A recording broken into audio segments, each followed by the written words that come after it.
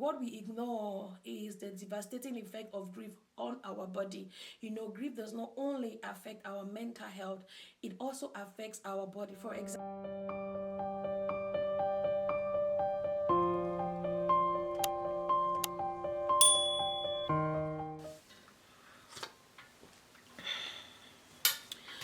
hey favorite, welcome back to my channel. If you're new here, my name is Dory. So today's video is kind of a personal one again, and I just want to share something with you that has to do with grieving. If you're someone who is grieving and you're trying to heal, and especially if you are a mother going through hurt or going through grief, and I just want to share 4 ways or 4 things that can help you to navigate this difficult period. And that is because personally, I'm going through that phase, and here are just some few things that I have noticed over time. It's been almost 4 months. So yeah, the number one thing I could share with you guys is having a support system. Having a support system is something that has really helped me to navigate my grief, especially because I find myself in a place where, in a country where I have no immediate family members. Without a support system, this would have been very difficult for me, and so I am grateful to God that I had friends also who, despite their not being present in the same town or country as me, they took out time to check on me, call me every single day. They check on me, and the friends and family, church members that I had here, they visited, and all of that. So it's very important to have a support system when you're grieving, especially people that you can trust, people that understand your grief. This can be your friends, it can be your family, it can be your faith community. I had my friends in the US, in Canada, Finland, and just different places across the globe that make sure they check on me almost every day. And this really played a very big role in helping me to navigate this period of grief. So I'm really grateful. So do not stay on your own. Do not remain in that quiet corner when you're grieving. It's good to have a support system. It can be someone that can come around to help you with your house chores, someone that can just come and sit and listen to you, or someone you can just speak with over the phone. Another thing I want to share with you is, especially for those who have, this is for those who have little ones, be it babies like this one, or children that still need you in their day-to-day life. You still have to take care of them. What I would say is that you should learn to give yourself grace. I know sometimes as mothers, we really want to take care of everyone and take care of everything around us except ourselves. Especially when we are grieving, we still feel that need to step up and still be there, because you know what, if you don't do it, these little ones can't do it on their own, especially if you're alone and you don't have a support system like that around you, like in the same space with you. Please learn to give yourself grace. This is something I really did this period, that I still do. There are days I just wake up and I'm overwhelmed with emotions. I'm having so much pain, and trying to navigate that pain and the hurt and the anger in me, and still trying to play a mother to this baby and a mother to my other boys was just so overwhelming for me. And so I realized that just letting everything go, just leaving the house and just doing what is the basic, like making sure they eat. You can skip on cleaning. That days I've gone for days without cleaning the house. Like my house, I looked at my house, it was so frightening, but then I just needed to just give myself some time to rest, just lay there on the sofa and just play or smile with this little one who was still growing.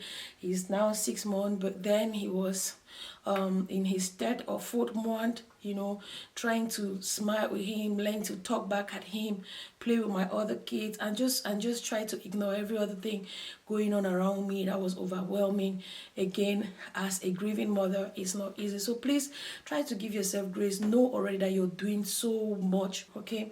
The third thing that I want to share with you is to make sure that you find an anchor in your everyday life. Like, because every day we wake up as a grieving person, those emotions are there. Some days are going to be light, some days are going to be very, very heavy. So one thing I realized that has helped me, that might help you, is to make sure that every day I wake up, I look forward to something that I can hang on to have a little bit of joy or a little bit of calmness in my chaos, you know. And for me, that's just a basic coffee time. I realize that in this period, it might not be that healthy though. Normally, I take 1 cup of coffee a day, but in this period, I was going for 2 cups of coffee because at the end of the day, in the evening, like that, when my baby sleeps and when the brothers are also asleep, I'll just look for my quiet time and just have a cup of coffee. This seat became my favorite seat. I will just sit here and swing and listen to a quiet praise or worship song going on and just be in that mood and just drinking my coffee. The smell of coffee relaxes me. So just look forward, just look into your day. It can be a simple prayer time, it can be a you time with God, a quiet moment with God. It can be basically having maybe some games with your children, or maybe having a warm bath every day or every 1 or 2 days. Just look for something that at the end of the day or each day that you wake up, you can hold on to. You can just do this to relax your mind and to give you some form of peace and some form of joy. Last but not the least, the last but not the least thing that I would like to share with you, which I know is something that is not common for us Africans, you know, and especially Christians, is that you should seek professional help. When you feel like every other thing that you're doing seems not to work, seems not to get you to a place where you feel you are a little bit okay, because while you're grieving, you're not okay. Better, it's good to get professional help, and this professional help can come in the form of a mental therapist and a physical therapist. You know, mental therapy is someone that is built, that is a professional that can talk to you, that, excuse me, that can help you navigate grief. And if you're a Christian, there are also Christian therapists. I realize that we have one here because I was searching for not just a therapist, but I was searching for a Christian therapy because regardless of how broken my faith was, regardless of how angry I was with my God, I'm not ashamed to say that it happens. You know, I still knew that I want my therapist to come from the same line with me, you know, not someone who doesn't believe, not a non-believer. I wanted somebody who understand me from where I was coming, because I was not only hurt like I just lost someone, but I was also hurt because of my faith, because of the faith I had, you know, because of the prayers I made, because of all the things I made. And also the person concerned was a believer, was a servant of God. You know, she loved God, she dedicated her life to God. So my pain had this, all of this in it. So I had to look for a Christian counseling center, and it was so difficult for me because I'm in a country where they speak Dutch. I'm in the Dutch side, so before they could get me an English therapy, it was very complicated, and it took more time. But however, I don't know where you are, there's always a possibility for you to get therapists. It must not necessarily be your church pastor. Get a professional, someone whose profession is a therapist, you know, to counsel you, to talk to you, and will help you to navigate that, especially if you are coming from a Christian background like myself. Please let your therapy have that same background like you, all right? The second thing you might want to go for is a physiotherapist, like a therapist, because see, what we ignore is the devastating effect of grief on our body. You know, grief does not only affect our mental health, it also affects our body. For example, my breastfeeding became so unstable because I was grieving, because I was going through so much, and then when the grief came in, it just made everything worse, and so that affected even my breastfeeding.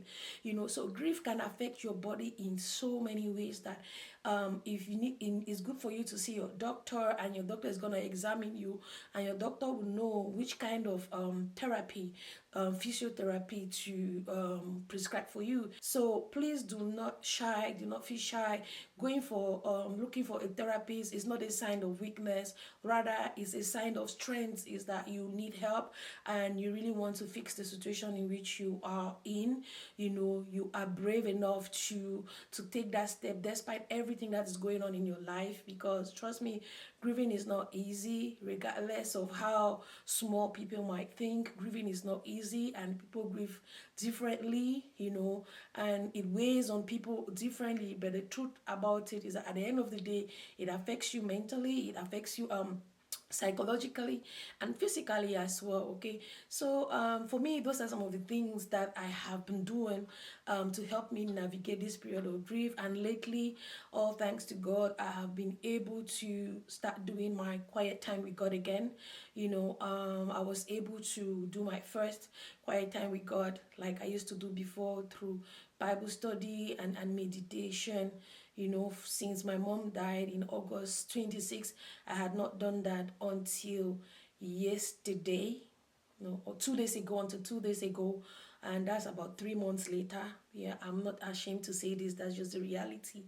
But I'm grateful to God for that, even though it was not as long as I would normally do. But I'm grateful for the baby steps that I'm taking.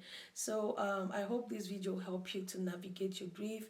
But above all, I want you to know that you are not alone in this. Especially if you're a Christian, you are not alone. God is there. He sees you. He will not forsake you. He will not forsake us. He will not abandon us. No matter how hard it might be for you to believe and trust His word in this season of your life, because I've gone through that and I'm still going through that. At the end of the day, we have no other choice but to trust His word and just pray and hope that His word is going to pass in our life. And that word, He says that He's going to comfort the brokenhearted. He's going to be our peace, our joy. So let me know in the comment section if you're grieving, and some of the things that you do that help you to navigate the period of grief, or if you have gone through the phase of grief before. Just let me know and let us know, because others will be reading the things that you do or you did that helped you to navigate your period of grief. And I will see you in my next video. Bye. This boy finally slept. Now I have to take him to bed.